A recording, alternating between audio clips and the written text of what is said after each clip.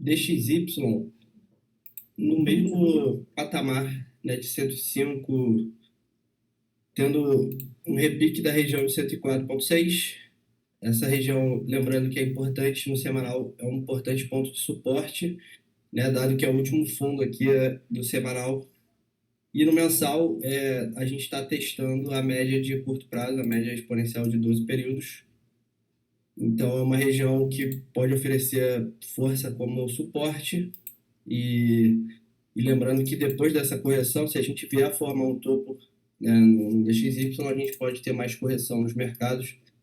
O DXY, que ficou bastante extremo no diário, chegou próximo de sobrevender no RSI, mas a gente está enfrentando resistência também da média de 12 períodos, né? Nos repiques no diário a gente não consegue passar da média, então isso mostra fraqueza no DXY, né? Logo, os mercados podem se fortalecer se a gente não conseguir, né, romper de fato essa média e ter um impulso para formar um topo descendente, dado que essa correção no DXY foi bastante grande, né? A gente, por enquanto, né, não chegou a ter um repique no semanal até o nível de 0,5, que seria um nível aí para a gente imprimir maior probabilidade um padrão de equilíbrio no DXY, né, vier formar esse topo aqui no 0,5, fundo ascendente e afunilando dentro do equilíbrio até a gente romper.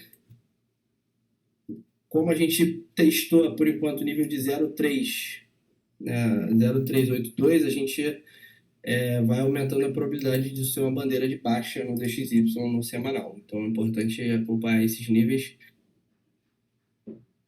para a gente poder acompanhar a reação dos mercados, né, frente à movimentação do DXY. O Bitcoin, no 4 horas, a gente perdeu a média de curto prazo, né, trabalhando sempre para dar mais clareza para o price action. A gente fez um pivô de baixa no 4 horas, né, então a gente pode ter iniciado aí uma correção maior, né, no Bitcoin. Por enquanto, isso aqui me parece uma bandeira de baixa, né, no Bitcoin. A gente tem aqui uma bandeira de baixa bem clara.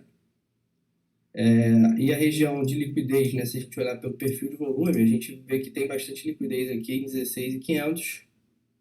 Isso seria uma correção dessa bandeira de baixa, confirmando esse padrão. Então, acho que o preço pode acabar em algum momento vindo buscar essa liquidez aqui em 16.500.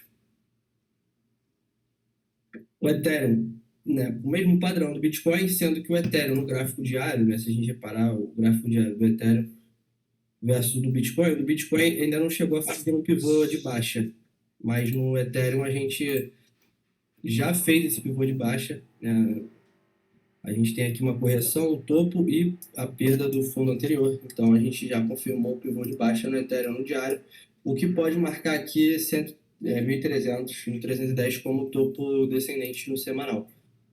O Ethereum que está dentro desse canal de baixa, então é importante observar também esse padrão.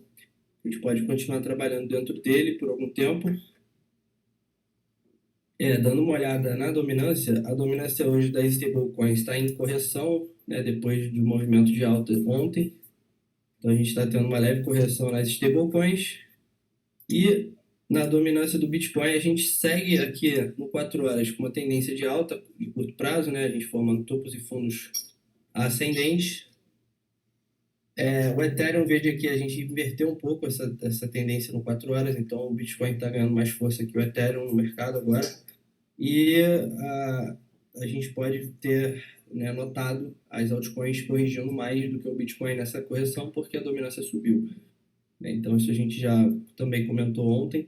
Né, de ontem para hoje, o mercado não se movimentou praticamente nada, a gente permanece nos mesmos níveis. Né, o Bitcoin é 16.900, o Ethereum 1.240, e o restante do mercado também em linha com o que o Bitcoin e o Ethereum estão fazendo, sem muitas movimentações. Né, hoje a gente teve uma movimentação da Band, né, aí de 9% no gráfico diário. A Band que já teve um grande repique aqui do fundo, que foi formado em $1. Então, com essa grande movimentação, a gente pode dizer que esse fundo aqui tem grande chance de ter sido fundo macro nessa criptomoeda, porque a gente teve um impulso de alta enorme e a retração do movimento, a gente puxando aqui, a gente já chegou A gente devolveu bastante, né? Eu estava achando que a gente não ia devolver tanto. Você vê que a gente chegou aqui a testar 0,23.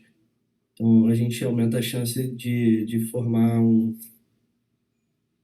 topo descendente e corrigir mais, né? Mas com esse impulso de alta, a gente pode ter uma chance de segurar esse fundo. É a criptomoeda que chamou a atenção hoje. Como a gente viu ontem, Trust Wallet segue aí no seu movimento de alta, né? Tá perdendo um pouco de força depois de ter tido um clímax no volume aqui no dia 13 de novembro. É um volume bem acima da média, como a gente pode ver, e esse volume pode ter marcado por enquanto esse topo aqui por algum tempo. Dando uma olhada agora nas commodities, né? Os metais seguem o seu movimento de alta, né? A prata hoje subindo 0,2, o ouro dá no break-even no intraday, mas com uma movimentaçãozinha aqui de alta formando esse fundo ascendente. Né? A próxima resistência aqui no ouro em aproximadamente 1840 por aí. As commodities, né, em leve alta, trigo, milho também, açúcar, todas as commodities aí tendo leve alta no dia de hoje. As moedas, o real tá se depreciando versus as moedas globais, né, as moedas globais em alta versus o real, inclusive o dólar subindo 0,6 hoje, né, o dólar versus real. Com a movimentação do DXY, né, as moedas globais estão meio distribuídas, algumas em alta versus o dólar, outras em baixa. A Libra, por exemplo, está em baixa versus o dólar. E esse é o movimento aí que a gente pode observar até o momento, sendo que as bolsas, né, vamos ver como é que estão os futuros estão positivos de SP500, né, as bolsas internacionais ainda não abriram, mas os futuros estão abrindo otimistas, né, o SP500 com alta de 0,3 e Nasdaq com 0,4 de alta nos futuros. A gente vai aguardar a abertura dos mercados para ver se esse otimismo continua no intraday. E o VIX, né, índice de volatilidade do SP500, tendo repique da região de suporte que a gente demarcou, podendo iniciar um novo movimento de alta aqui até essa região de resistência, né, onde geralmente coincidiu, né, com correções no SP500 durante esse ano. Né? Se a gente pegar aqui, toda vez que o índice bateu aqui nesse suporte, o SP500 bateu nessa LTB aqui. Né? Então, toda vez que o SP500 bateu aqui, o VIX estava no suporte e a gente teve um movimento de correção. E a gente viu esse movimento agora sendo repetido. Né? A gente bateu aqui no dia 1º de dezembro o SP500 no topo da SLTB e o índice de volatilidade aqui no dia 1º de dezembro estava aqui no suporte e a gente teve um movimento de repique com o SP500 rejeitando a SLTB. Então, um movimento bem interessante para a gente observar. A gente teve uma rejeição bem forte dessa LTB de novo e perdeu a estrutura bullish, né, do SP500.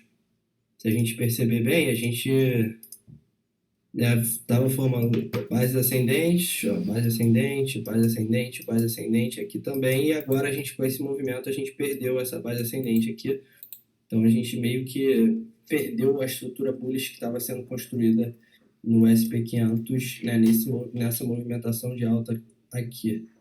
Então é isso que eu estou observando.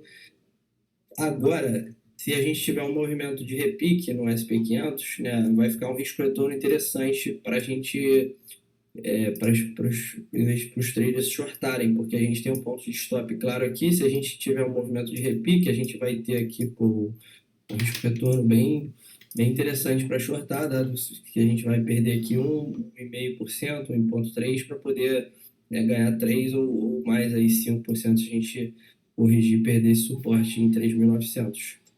Então, talvez seja isso que o movimento de hoje pode trazer para o price action do SP500. Vamos ficar de olho aí, porque se a gente tiver realmente esse movimento de alta aqui no índice, a gente pode ter um movimento de alta também em cripto, né, puxando para cima. A relação de cripto com Nasdaq, né, já está mais fraca, dado que o mercado cripto se descorrelacionou bastante do mercado internacional por causa da quebra da FTX, foi exatamente esse movimento de queda aqui, Então a gente ficou mais fraco do que o Nasdaq, né? Isso indica que se o Nasdaq cair, o mercado vai cair também, vai cair mais, né? Se o Nasdaq subir, talvez o mercado suba menos, mas a gente pode estar vendo a formação de um fundo aqui, pelo menos por enquanto, esse coeficiente, né? Nesse ratio aqui entre Bitcoin, Tether e Nasdaq 100 USD, que são os futuros.